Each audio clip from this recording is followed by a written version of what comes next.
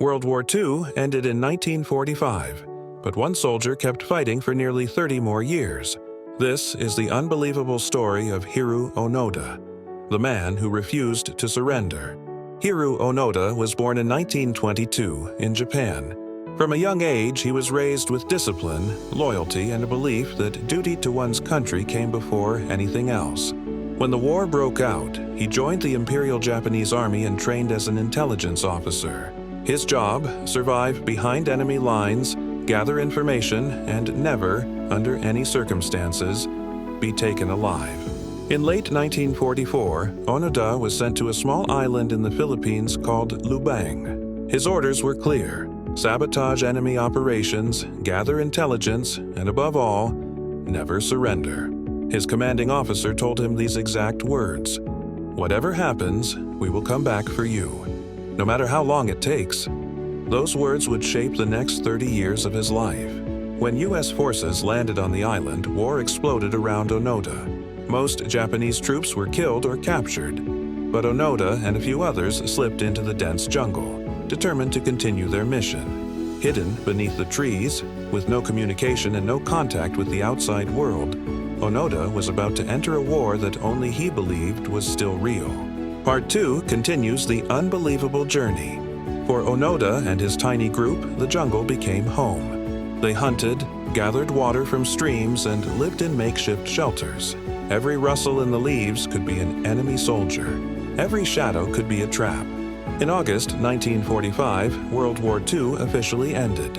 But Onoda had no way of knowing. Planes dropped leaflets announcing surrender. Newspapers were scattered across the jungle. But to Onoda, this was all enemy propaganda.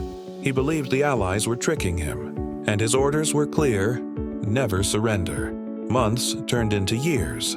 The years turned into decades.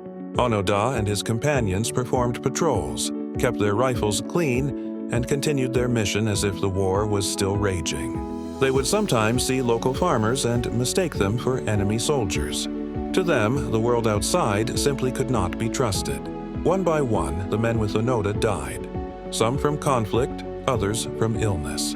Eventually, Onoda was left completely alone. But even then, he refused to question his mission.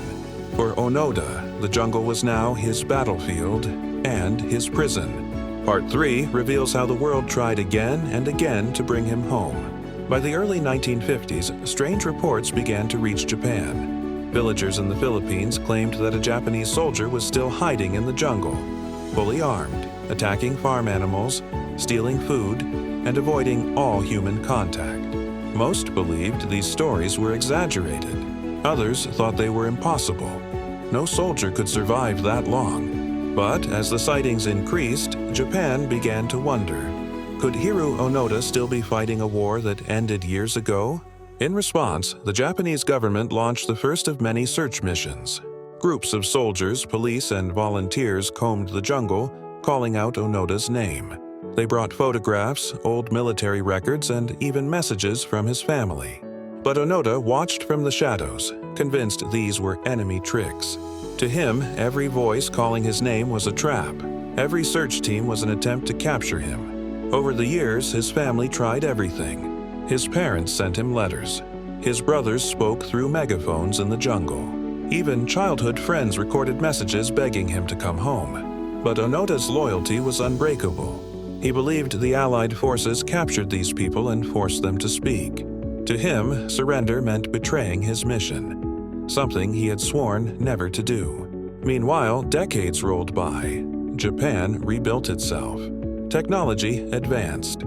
The world saw the rise of television, computers, and even space exploration. But deep in the jungle of Lubang, one man lived in a time bubble, patrolling, hiding, and surviving exactly as he had in 1944. While the world changed, Onoda remained unchanged, a soldier trapped in history. The last soldier who remained with Onoda was Shoichi Shimada. For years, the two men lived together, supporting each other through rainstorms, hunger, and constant fear.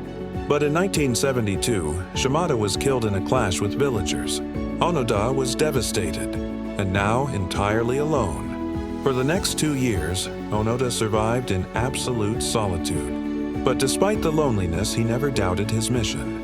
In 1974, the story took an extraordinary turn. A Japanese adventurer named Norio Suzuki announced that he was going to search for three things: Onoda, a panda, and the abominable snowman.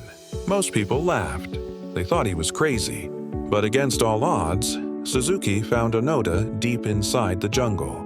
When Suzuki told Onoda that the war had ended almost 30 years earlier, Onoda still refused to believe it. He was polite, calm, and respectful, but firm. His words were clear. If the war has truly ended, my commanding officer must come here and relieve me of duty. Think about that. For 30 years, this man lived through storms, starvation, illness, isolation, and fear, all because of one promise. His commanding officer had told him he would return, and Onoda trusted that promise more than he trusted the entire world around him. This loyalty was legendary. Extreme to some, admirable to others, but absolutely unshakable. And so, the moment everyone thought was impossible was finally set into motion. Japan located Onoda's former commanding officer, now an old man living a quiet life. In Part 4, the emotional final chapter unfolds, as a soldier from the past finally comes home. When Norio Suzuki announced that Hiroo Onoda was still alive, Japan reacted instantly. Officials tracked down the only man Onoda would obey, his wartime commander, Major Yoshimi Taniguchi, now an old man living a quiet civilian life. When Taniguchi heard the news, he agreed to return to the Philippines. For the first time in decades, there was hope. Taniguchi flew to Lubang Island, where crowds, journalists, and soldiers waited. It felt as if time had folded in on itself. A retired officer traveling to end a mission that began before many in the crowd were even born. Deep in the jungle, Taniguchi called Onoda's name. Moments later, Onoda appeared, uniform faded but intact, rifle still ready. For a brief moment, the two simply stared at each other. Then Taniguchi opened a document and read the new order. All military operations are to cease immediately. These were the words Onoda had waited to hear for nearly 30 years. Slowly, Onoda lowered his rifle. He handed over his ammunition, his still-functioning rifle, and even his samurai sword. Everything well-maintained, as if the war had ended only yesterday. Onoda returned to Japan in 1974. Crowds greeted him with cheers and tears. Some saw him as a hero. Others saw him as a tragic symbol of a forgotten past. But for Onoda, the world felt strange. Japan had changed, modernized, and moved on. He felt like a man from another era. Seeking peace, Onoda later moved to Brazil. He lived simply, working the land, helping communities, and rebuilding his life far from war. Yet his discipline and resilience never left him. Hiroo Onoda became a legend, a man whose loyalty survived decades of isolation. Some admired him, some questioned him, but everyone remembered him. His story is a reminder of how belief and duty can shape a lifetime, and how sometimes the hardest battles continue long after the war is over. After 30 years alone in the jungle, Hiroo Onoda finally came home. Thank you for watching. Subscribe for more incredible true stories.